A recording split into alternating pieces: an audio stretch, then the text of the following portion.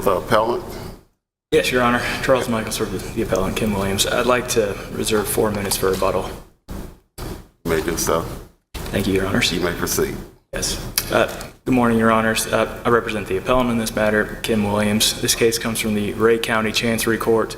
Ms. Williams filed suit against her brothers, William Lewis and David Lewis, as well as the Lewis Living Trust and the Preservation Trust. The Lewis Living Trust was created by Ms. Williams' parents, Elizabeth Lewis and Robert Lewis. The Preservation Trust was created by David Lewis, acting as Elizabeth Lewis's power of attorney, or attorney in fact. At all times relevant to this complaint, Elizabeth Lewis was lacked capacity. The main issue before this court, or the main issues, are whether David Lewis, acting as the attorney in fact for Elizabeth Lewis, and the trustee of the Lewis Living Trust, breached his fiduciary duties to both Elizabeth Lewis and the beneficiaries of the Lewis Living Trust. In creating the Lewis Living Trust itself, designates as beneficiaries of the trust upon the death of the trustors, the 4 children of Robert Lewis and Elizabeth Lewis, who are, again, Kim Williams, David Lewis, William Lewis, and a 4th brother not part of this suit, J.R. Lewis. Upon the death of the first trustor, the Lewis Living Trust was to be split into a family trust and a survivor's trust. The family trust consisted of the deceased trustor's contributive share to the Lewis Living Trust and was to be distributed immediately to the 4 beneficiaries equally, save for a $10,000 payment to the 3 brothers, as Kim Williams received a $10,000 advance on her inheritance. Upon the death of the first trustor, the survivor's trust was funded with the survivor's contributive share to the Lewis Living Trust. And that was determined to be a business that was owned by the trust, Lewis Rentals, the real property operated where Lewis Rentals was operated, as well as a business bank account of Lewis Rentals. Rather than follow the terms of the survivor's trust, which was set forth in the Lewis Living Trust, and again, upon the death of Elizabeth Lewis, would have distributed the assets of the survivor's trust equally to the 4 beneficiaries. David Lewis, again, is attorney in fact for Elizabeth Lewis, created the Preservation Trust, which granted his brother William Lewis both a current and lifetime right to an income and a salary for operating the business of Lewis Rentals. Was this provision placed in the trust prior to the death of the mother? It was placed into or after? It was placed into trust after the death of the father, but before of the death of the incompetent mother. My question is, as opposed to creating the Preservation Trust and having the business continue and be run by one of the brothers, what was your client wanting? The business to be dissolved and the assets distributed amongst the 4 beneficiaries? Is your question relating to after Elizabeth Lewis died, the second trustor? Yes, upon the death of the second trustor, for the business to look to liquidate, but to continue as necessary, with William Lewis continuing to receive a salary from the trust or from the operation of the business, but any income would go back to the trust itself, because again, that was Elizabeth Lewis's contributive share, and it was supposed to be operated for her benefit solely, and Elizabeth Lewis had nothing to indicate that she favored William Lewis over the remainder of the beneficiaries. And again, while it's one thing to grant William Lewis a salary for running the business, which is reasonable, it's another thing to allow him to take the income of the business, which, again, not only did he receive the income after Elizabeth Lewis's death, he also had a right to receive the income while she was alive. And again, that's for a trust that was supposed to be solely for the benefit of Elizabeth Lewis. That answer. And going back to Elizabeth Lewis's intent, her power of attorney states that it's supposed to be the attorney in fact should act for her benefit solely, and if any gifts are made to her 4 children, they're to be equalized. J.R. Lewis, the brother who's in part of this suit, testified that Elizabeth Lewis never indicated any intent to favor William Lewis over the other 3 children, and he said it was a shock to him when he learned the terms of the preservation trust.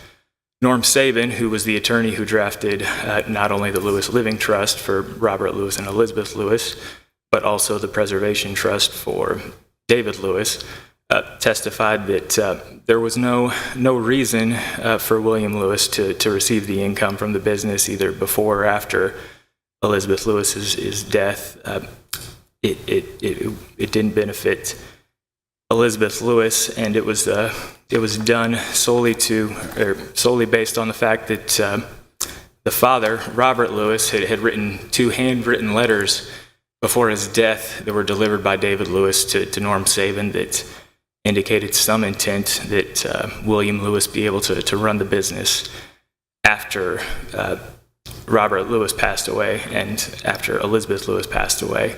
The problem with that is twofold. First, Robert Lewis had previously amended the trust in compliance with the terms of the trust. He actually made handwritten notations on the trust, specifically on the section that detailed how you amend the trust. He wrote, "See handwritten changes."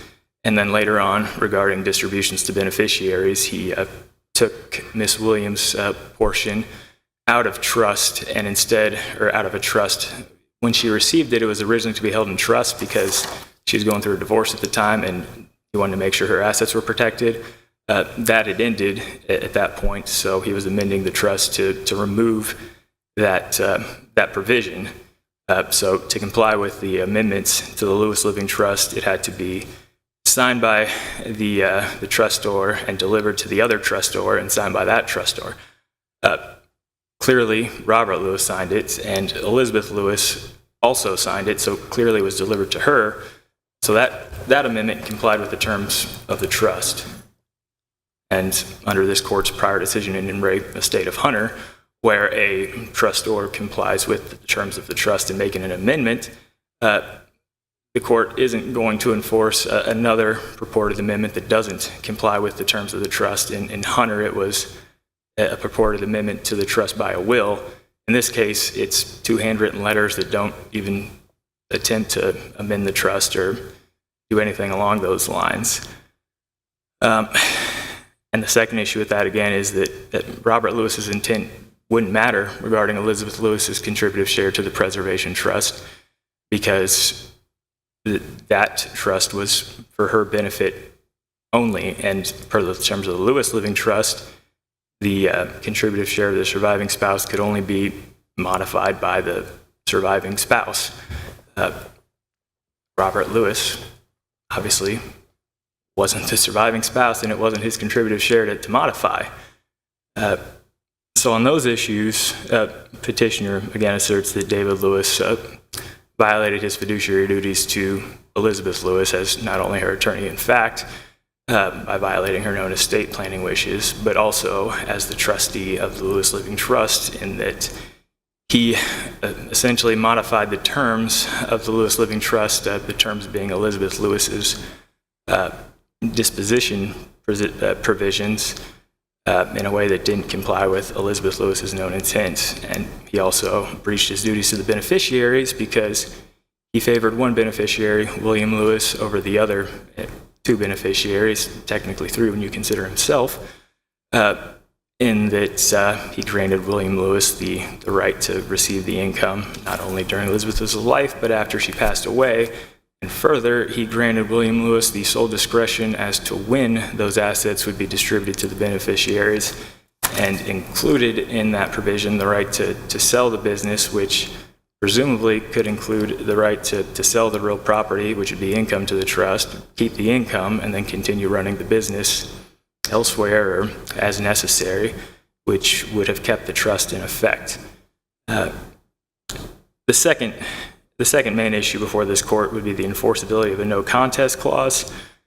TCA 35-15-10-14 sets forth when a no contest clause in a trust will be enforced. There are 8 specific provisions in subsection B of that statute that, if prevailed upon, will generally invalidate the trust from the outset, meaning the trust was never valid. It's fraud, duress. At what point was that clause introduced to the trust?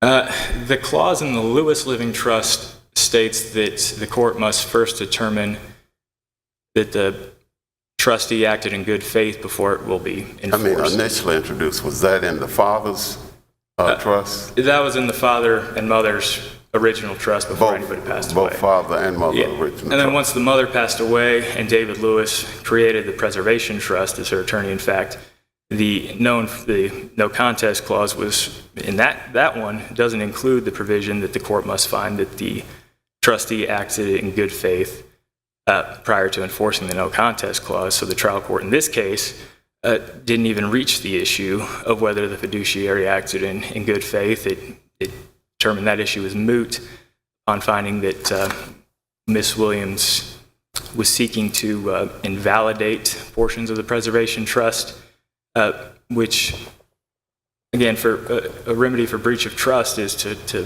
void an act of the trustee, which is exactly what Ms. Williams sought in this case.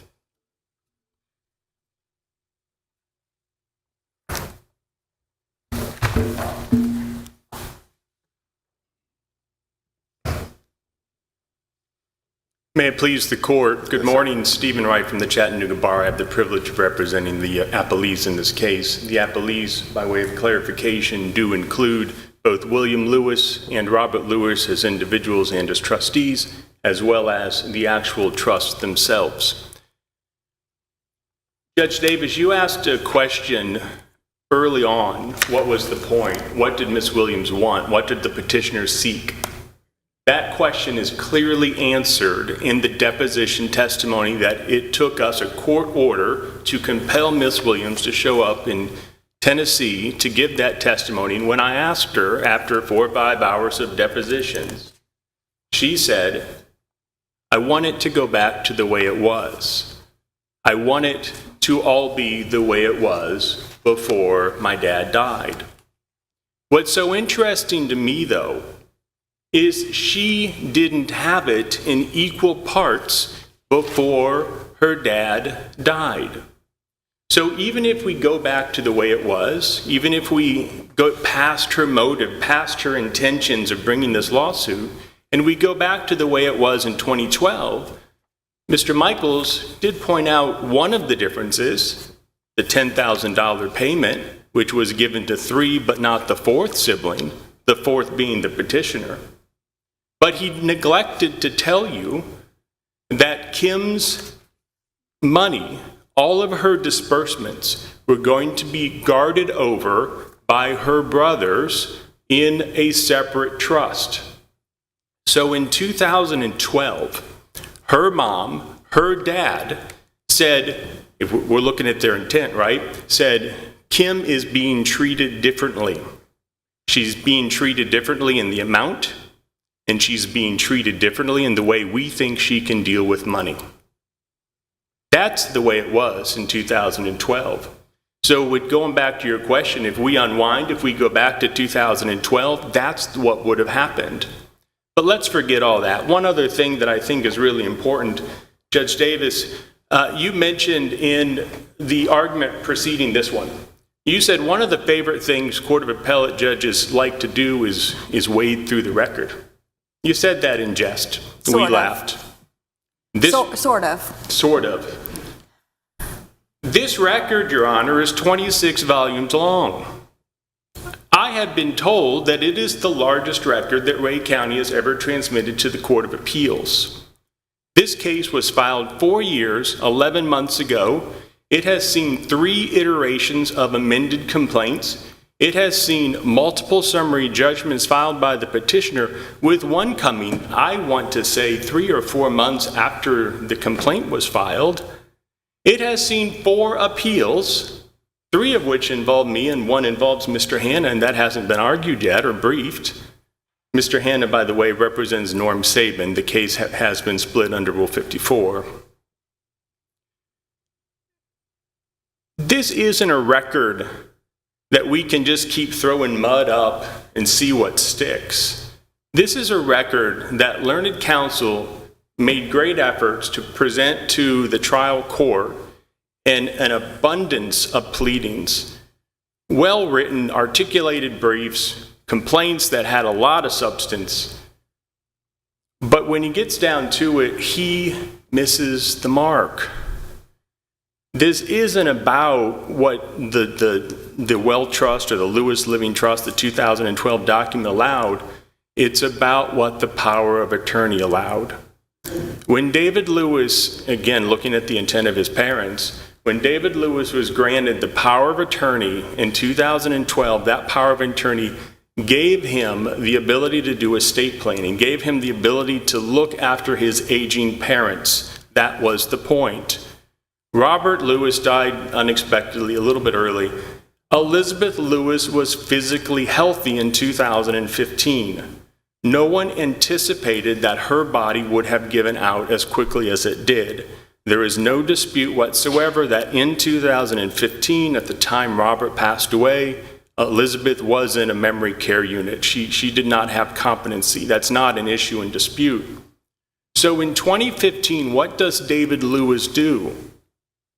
He picks up the phone and he calls the same lawyer that worked with his parents 3 years prior to do estate planning, to say, Mr. Sabin, I'm not a lawyer. What can I do to administer my parents' wishes? What can I do to look after my mother? At that time, Mr. Sabin, who I believe when he passed away, he was in his mid-70s, so he was in his late 60s, early 70s at this point. He'd been practicing for a while. Estate planning was what he did. Mr. Sabin says, all right, a vehicle we have available to us is what's called an irrevocable or an asset protection trust. The whole point of an asset protection, there's 2 points. The 2 points of an asset protection trust are to take money away from the prying eyes of the government in the event somebody enters a Medicare or Medicaid type facility. That's point number one. That's in Elizabeth's interest. It allows to preserve her corpus, her money, her assets, and allows her to still receive the benefits that the state has said you can have. Point number two of an asset protection irrevocable trust is to preserve the assets for the beneficiaries. So what does David do? David says, well, Mr. Sabin, I'm not a lawyer, but that sounds like a good plan. Is this in Elizabeth's best interest? Absolutely it is. There's a declaration in the record. If the court wants a citation, I can get it to you. Norm Sabin, he passed away unexpectedly in January of last year. We have record evidence from Mr. Sabin in two regards. One is a declaration that he did, and two is a deposition that he gave. Mr. Michaels conveniently forgets about the declaration because it doesn't mesh with his theory. But in the declaration, Norm Sabin says, the Asset Protection Trust, the Preservation Trust, right? The 2015 one that David created. Norm Sabin said, that's in Elizabeth's best interests. Oh, and it's also in the best interest of all four beneficiaries, right? So that's why it was done. That's why David put the attorney, in fact, the power of attorney hat on and did what he did to look after his mother. What else did he do in 2015? You heard Mr. Michaels talk about some handwritten letters. That doesn't really tell the story because that's not actually what happened. There are some handwritten letters in the file.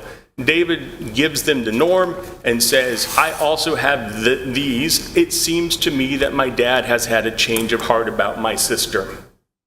So David says, I'd like to implement these changes that my dad has outlined. I'd like to remove the trust restriction on Kim. I'd like to give her equal footing and give her that $10,000. David says, I want to make these changes because it's what Dad wanted. So he revised in 2015 the Lewis Living Trust, and he brought Kim for the first time onto the same platform as her three siblings.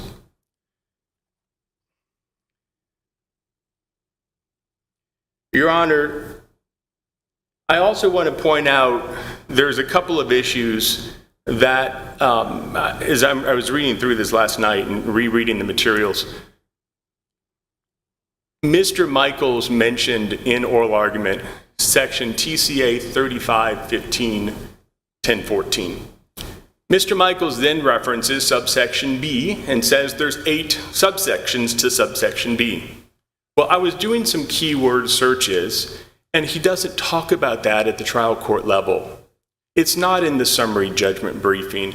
The only issue before the trial court was subsection C.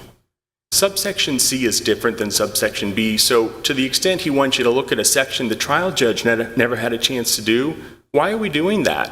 We don't get this. I understand it's a de novo review, but is it a de novo review of 26 volumes where we're going to pick and choose and not give the trial court a chance to get something right? That's not what the Court of Appeals is for. When you look at subsection C, which he did argue, subsection C says, I'm sorry, before we get to subsection C, at the high level, 1014 says, no contest clauses are enforceable. That's the law. But, I apologize, I'm still getting used to having to use reading glasses. I'm refusing to admit aging. Subsection C1 goes on to say, any action brought solely to challenge the acts of the trustee for breach of trust, breach of fiduciary duty. What's the key word there? What's the operative word? Solely. How did Mr. Michaels start his argument? We sued David, we sued Bill, we sued Trust A, and we sued Trust B.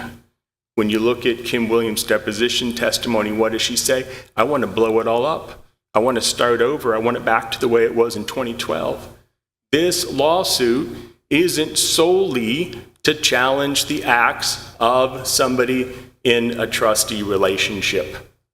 That's abundantly clear in our briefs. It's abundantly clear in all of the wherefore clauses. It's abundantly clear in her deposition testimony.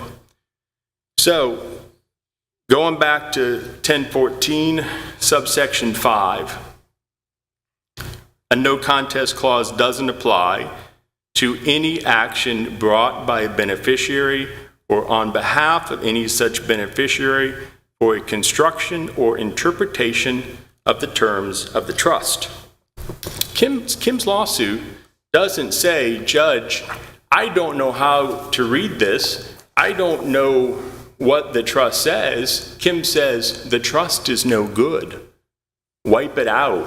Split the assets. Pay my lawyers first and then pay me. That's what Kim's lawsuit is. It isn't a declaratory judgment lawsuit. This isn't a mistaken understanding of the terms of a trust. So, Judge McClarty, you asked a question, when was the no contest clause introduced? And the answer is 2012. There are 2 no contest clauses.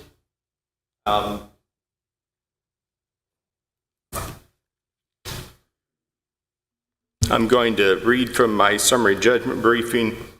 The 2012 version, the Lewis Living Trust Instrument provides in pertinent part that any beneficiary who contests, this is quote, contests our trust agreement or any amendment thereto executed by us or in any other manner attacks or seeks to impair or invalidate any of our trust provisions is disinherited. The preservation trust, as Mr. Michaels alluded to, is slightly different. And again, the preservation trust is the asset protection trust. But the point is the same.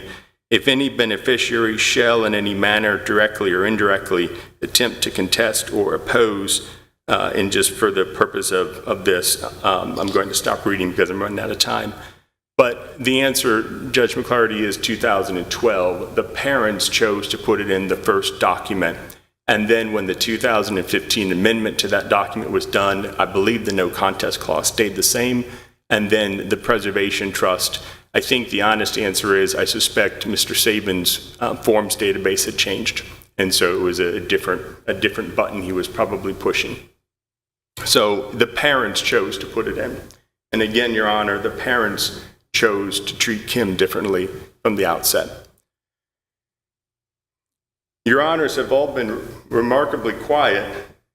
So do we have any questions? Because if not, I can fill the last minute and a half here. I hear none. Go ahead. All right. So again, we need to look back at, Mr. Michaels is saying we need to look back at the intent. I would remind the court that the intent, the only intent that matters is Elizabeth's and Robert's intent to make David the attorney-in-fact. That was 2012. From that point forward, David did everything that was in the best interest of both the beneficiaries as well as his siblings. Also, the bed was made, so to speak, in the 26 volumes of pleadings. The lawsuit was captioned the way it was captioned. Kim's testimony is what it is. The remedies sought clearly do not fall within an exception to valid enforcement of the no contest clause. Just last night, I read an opinion. I believe Your Honor authored it. I believe Your Honor was on it. I think Grimaldi was the case, talking about a summary judgment, affirmation, and a doctor dispute.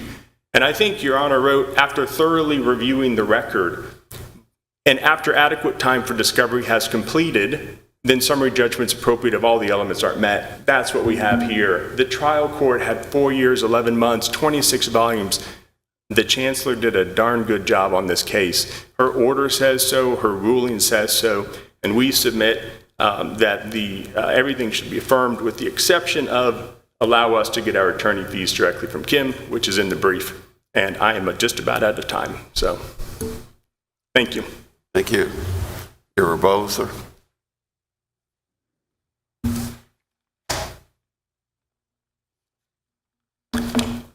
Thank you, Your Honors.